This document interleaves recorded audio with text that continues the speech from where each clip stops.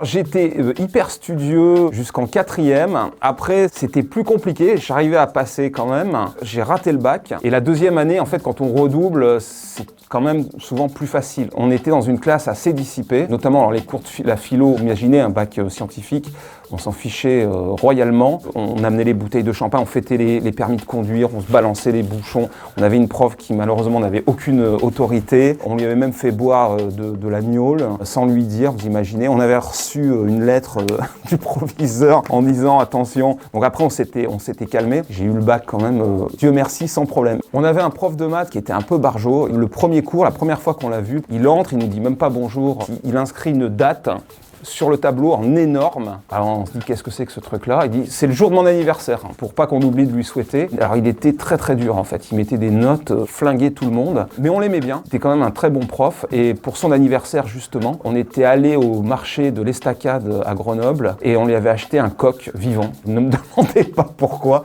Et on lui a porté le coq, on lui a offert en cadeau d'anniversaire et il nous avait envoyé une photo avec le coq qui était sur sa terrasse de son appartement. Il l'avait gardé quelque temps.